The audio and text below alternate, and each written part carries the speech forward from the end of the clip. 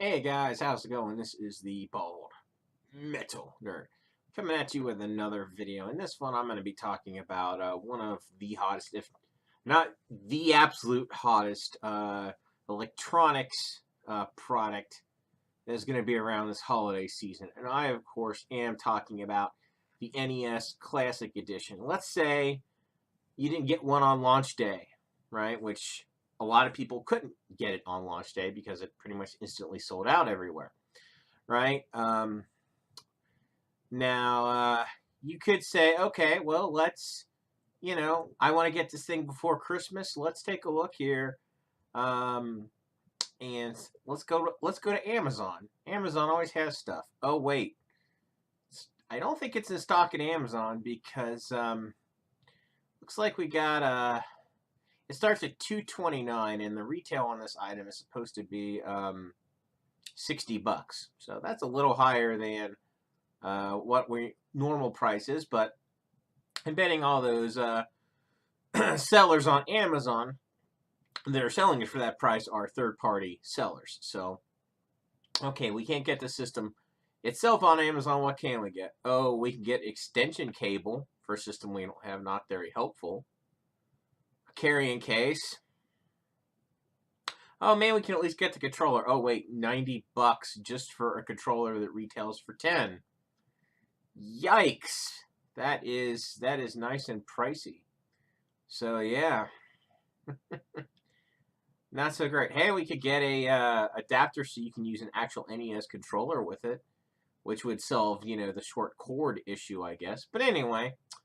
All you can get really are some accessories as far as the actual unit goes. You can't get it. But you could get a retro twin that'll play NES games. But that's not the same as the NES Classic because there's no built-in games for that retro duo. So what are we going to do? Okay, next up we are going to say, let's look at Best Buy. Hey, look, $60 for one. Awesome. Okay, let's see. Let's see if they got it. Let's see. May be available in stores, not available online. That means we can't order the thing. Well, that's great. That means it's kind of useless if you can't buy it. Let's check GameStop. Okay, $60. Not available. Currently unavailable. Oh, not good, right? All right, let's see what it's selling for on eBay. Maybe we can get it for a decent price. Maybe. Ugh, $203, $185, $90 for a controller again. Yikes, man. I bet these aren't even buy it now prices. These are probably just bids. $146, $200. Hey, this one's used. Mint condition, $200. Let's take a look here and see if that's the buy it now price. No, that's just the current bid here. So let's see what this one's used once. Yeah, someone's willing to pay $200 for this thing. Guys, do yourself a favor. Don't buy this thing, online. You're not going to find it for a good price. It's not. And that's not what this video is about anyway. If you bothered to look at the title of the video, you already know what this is about. This is about, how you can basically create your own NES Classic for free. And if you're watching this video on a computer, like I'm sure many of you are, you can already create your own NES Classic basically for free because you have a computer. You can get into the wonderful world of emulators. And I just recently tried out a few. And my personal favorite that I enjoy is called JNES. I will put a link to it in the description. And let's fire it up and see what you can do. Okay, we're going to go ahead and we're going to play a classic game here. We'll play some Mario 3.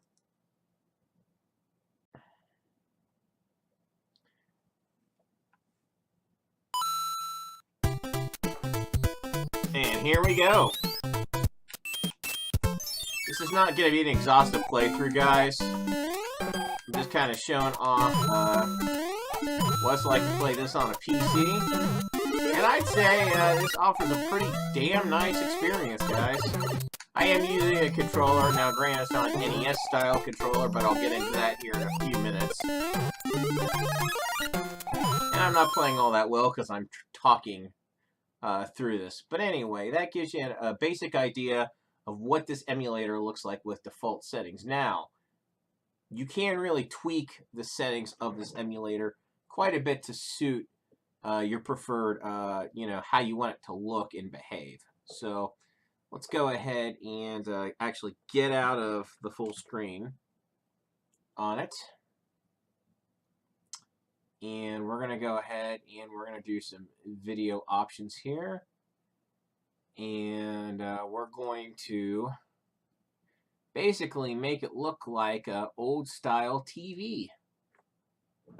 Basically something you would have had back in the day here. So check it out. Now that looks really nice and retro. Similar to the scan lines filter that's on the NES Classic. You can really make this look like an old TV. My eyes, this definitely looks like an old TV. Gives me that nice nostalgic feeling from back in the old days. You can also, and you got various options how you want it to look like the old TV. Right now, that composite video is kind of the crappiest style of video. We can go S video, and it'll make it look a little bit better. So let's see what that looks like. See, it improved the video quality some, but it still looks...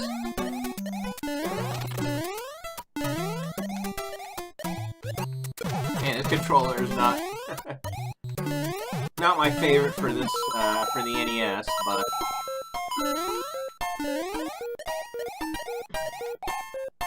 I know all crappy players blame the controller, right?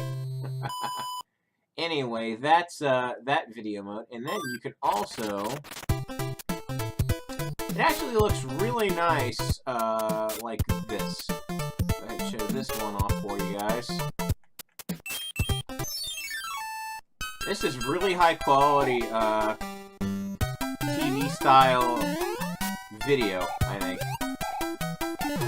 It looks a bit more modern, but retro at the same time, and not as bad as the old days. It really is quite nice.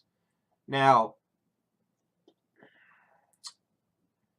we can obviously, and when you change the video options, it's all the same video options are available both in full screen and windowed mode. Now I'm going to show what this looks like a little bit. You can modernize the way this looks too. That looks a bit, it smooths out the textures for sure.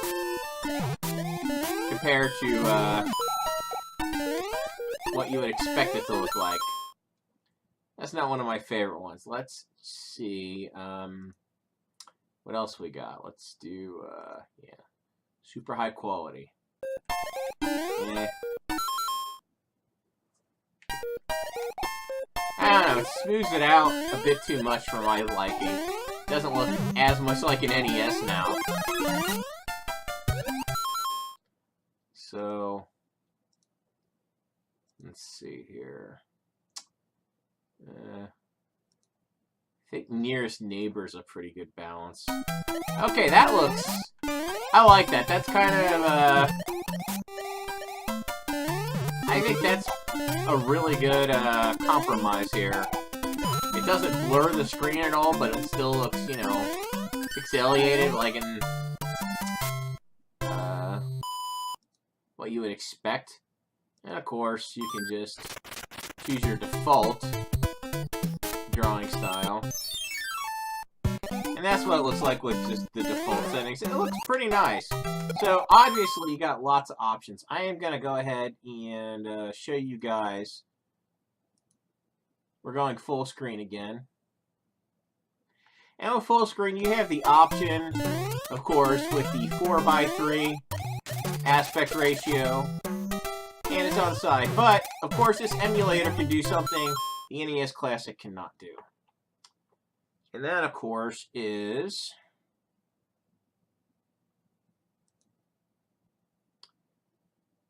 we can have this thing go 16 by 9 on full screen. So stretch to fill the entire screen. We're going to go native resolution here. And yeah, why not? Let's go triple buffering with vertical. Why not, right? And now, let's see how she looks.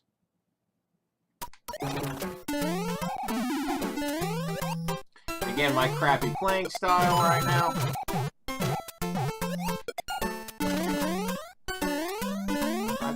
Oh yeah, it's right there. But it still overall looks really good. It stretches to 16 by 9 pretty well, I think, probably just because of the way it's being rendered. And as you can see, this emulator is extremely accurate to the old-style experience. And just for fun, we'll take a look at the NTSC on this thing full screen as well. Let's see how that looks. Do video and drawing. We will go with yeah, we'll go with that one. I like the way that one looks. Go back. And yeah, guys, it is a little more clunky doing this than on the NES Classic. It's not quite as elegant as a solution, but it certainly is a workable one.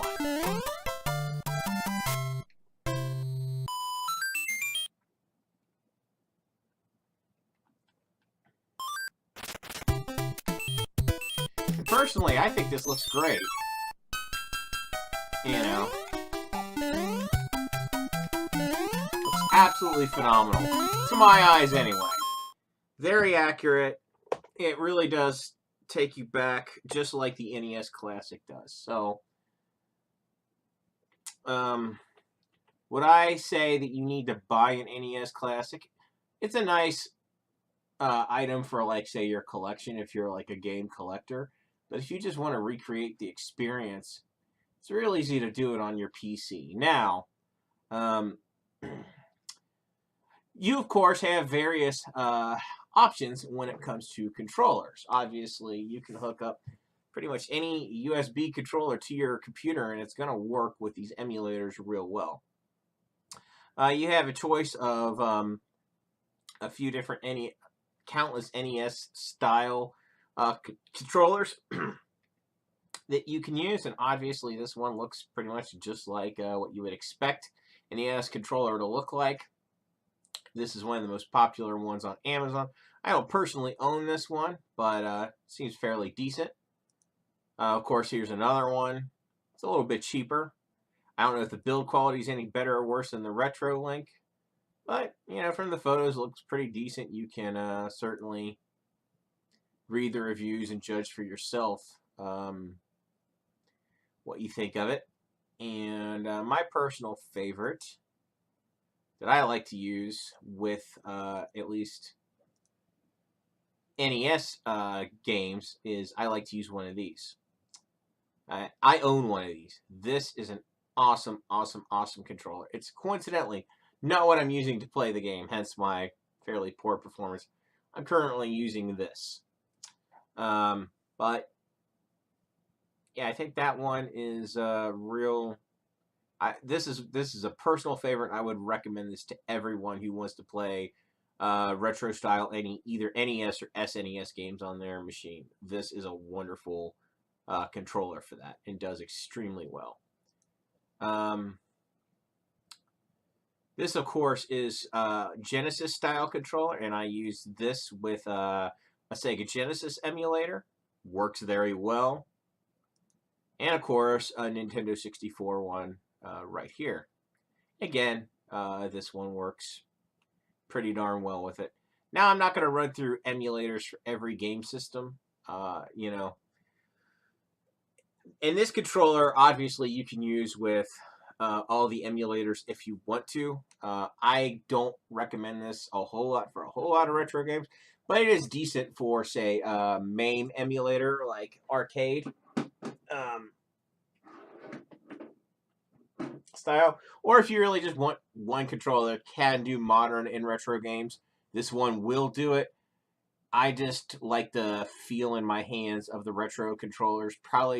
That's probably largely a function of my age. So anyway, I'm gonna actually pause right here, come back with some final thoughts, and we're gonna wrap up. See you guys in a second. All right, guys, I'm back, and you might be asking yourself, well, I really want an NES Classic. Why shouldn't I just wait until it's widely available uh, at the normal retail price of $60? Well, I have to say, if you really want to get one of those devices, if you really want an NES Classic that badly for your collection, because um, setting everything aside, I think it would be a really nice piece for a game collector's collection. If you're into the collecting aspect of gaming, I think it would be a really good buy at $60. And more than that, not so much, but $60, absolutely. For a collection, get it. If you really like the idea of it, get it. But to me, emulating on a PC has many, many, many advantages over the NES Classic. The biggest one being that the NES Classic can't be expanded in any way. It has no, it can't read removable storage at all, so you can't load any more ROMs onto it. Doesn't connect to the internet. It will never grow beyond its original 30 games unless, well, you strip out the guts of the thing and put like a Raspberry Pi in there.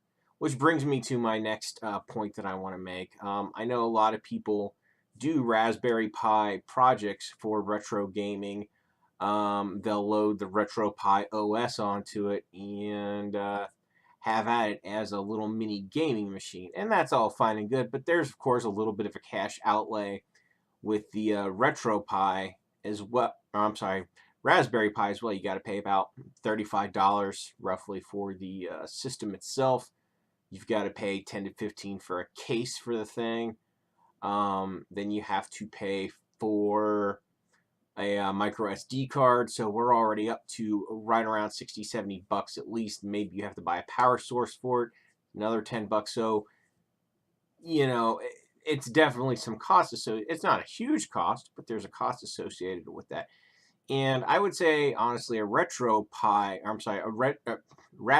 would honestly, to me, be a little preferable over an NES Classic because, again, with a Raspberry Pi, you're going to be able to load tons of games onto it. You're not going to be limited to 30 games like on the NES Classic. Thirdly, a big thing that is going on in the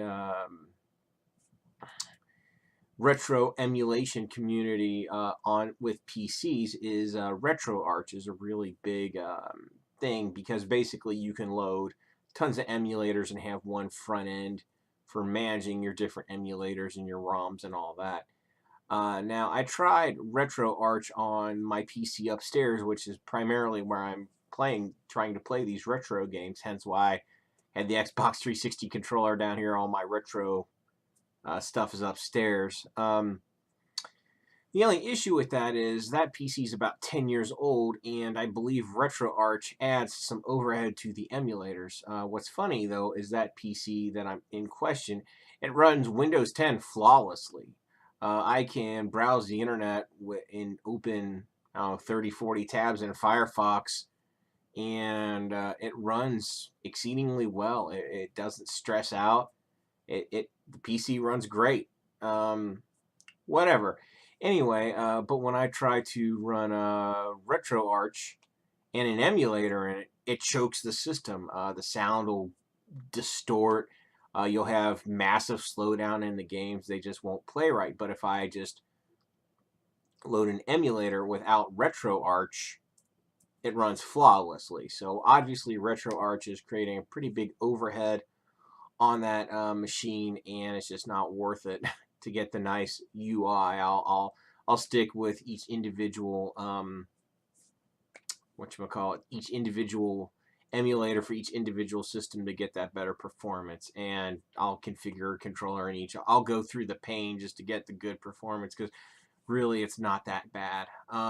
Now I'm not going to link every single emulator in the for every system that I use. This is only going to be talking about the NES since the title of this video. If you guys want to learn how to emulate other systems, there's exhaustive guides on Google, and of course this video is not comprehensive even about JNES. It's just kind of a quick overview. If you guys really want to dig into it, Google's your best friend.